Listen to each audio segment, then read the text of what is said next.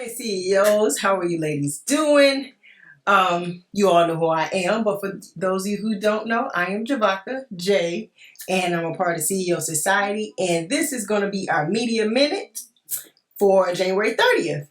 So today I want to come to you to give you a quick tutorial for those who've received the emails from Google and Yahoo stating about the upcoming change on February 1st, which is Friday, Thursday. So pretty quick turnaround, but just wanted to share some things with you and then do a quick tutorial for the ones that have MailerLite. So with this new change, what it is, if you're sending emails to your client, your customers list, if you're using MailerLite, MailChimp, ConvertKit, GetResponse, any of those tools, then this definitely applies to you. Now, if you send emails just from your regular Gmail account, does not apply to you at all. But I would highly recommend, if you are sending emails to customers, to do it from a email system, a marketing system. That way you can keep track of your emails. You can send everybody everything in bulk by list. You can have opt-in forms. So it's a little more organized way of sending stuff, and it looks more professional. So with this new change, what it is if you set up your account and you're not using your domain name, say for example, with mine, my business is She Gets Digital. So my email is info@shegetsdigital.com. So that's the email that I'm sending from. Now, if I was to use my shegetsdigital@gmail.com, that's where the issue comes in. Because if you're sending it from anything that has the Gmail extension or the Yahoo extension, when you set that email marketing tool up, they're going to start sending those to the spam box automatically. So your customers aren't going to get your emails. And I know they're doing it for security reasons because of all the spam that's going on. It totally makes sense to me, totally, because it would save us a lot of headache. But it will also create a lot of headache for you, because if you don't change it up to send from your domain, then your customers are most likely not going to see your emails anymore, because everything is going to go to their spam box. So I use a tool called MailerLite. Reason I use MailerLite is very user friendly. The price is very friendly. It's not expensive like these other tools. And I have used other tools in the past, but I found MailerLite to fit my audience and to help me market better with them, because you don't want too many moving pieces when you're just trying to create emails and do opt-in forms. So if you're not using any tools, I highly suggest you use them. But if you are, like I said, this training is going to show you how to use it with MailerLite, how to make those changes and get verified with MailerLite. And also, you're going to need, for this, you will need your email login, which would be your MailerLite login. And you will need your hosting, your website hosting. So if you have like your domain and your website hosted with a company, you're going to need that login, because you need access to the cPanel. So your cPanel is the background of where all your files are stored.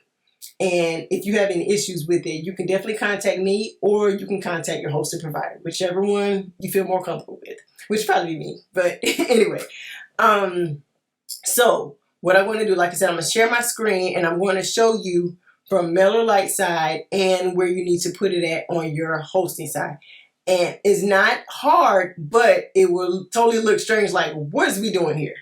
So I really wanted to be, kind of take it step by step, so you can be able to do it yourself. And if not, like I said, I'm here to do it for you.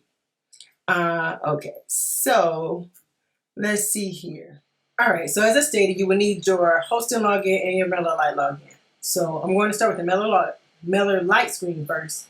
What you do is, once you log into MailerLite, your dashboard will look like this. You're going to go over to account settings, and then you're going to click on domains. Once you click on domains,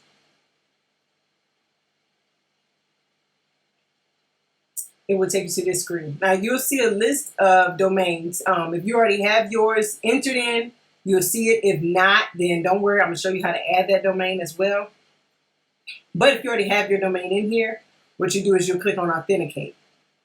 And it will give you the information that you're going to need to put in your hosting database. So with that, make sure you copy and paste each one. Put it on like a notepad or something in your computer so you can copy and paste it when needed. Now, if you don't have your domain already listed, you go over here and click to add domain, and then you'll put your email address in there. Your, say for example, you have info@yourbusinessname.com. That's what you'll put in here. And then it'll send you an email, and then this right here will pop up as well. All right. So I'm going to go to authenticate.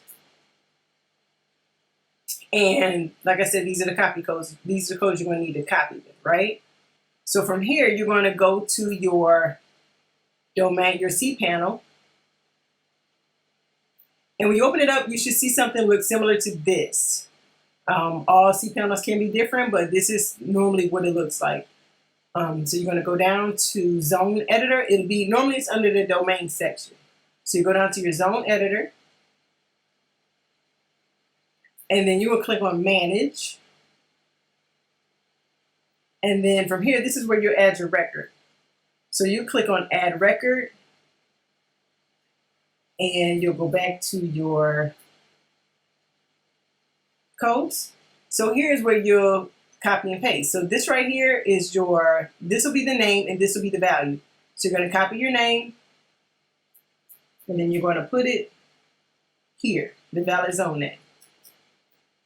And of course, you're going to make sure right here it says the type. You want to make sure it says TXT. And then for the record, you're going to copy this. And you're going to put it in there as well. And then you'll do Save Record. And once it's saved, it'll show you successful right there. Okay? And you do the same exact thing for the next one. You'll go here, grab your copy code, and then go to Add Record, put the code, the name there, go down to TXT, and then you'll put the value there. You copy that, and then you're going to paste it there. Okay? And once all that is done, you're going to click Check Records. Most of the time it takes about 24 hours for it to confirm, but could be sooner, but that's what you want to check. That's what you want to click. So you click Check DNS Records, and like I said, sometimes it's going to say, yeah, it'll give you a message about not matching or something like that, but it'll take up to 24 hours for it to approve. If it doesn't match, then check to see if you have the codes in correctly, and if not, then I would say reach out to the support. Sometimes I know we ran into an issue where the code was too long and the hosting was cutting off some of the text. So you might have to reach out to the hosting department to have them to enter it in for you. Okay? But that's all that you will need to do, and hopefully everybody can do it and not have any issues. But again, if you do, just feel free to reach out to me or your hosting provider or your company that, the company that does your website hosting. Either way, that's what I wanted to share, and you all have an awesome day on purpose.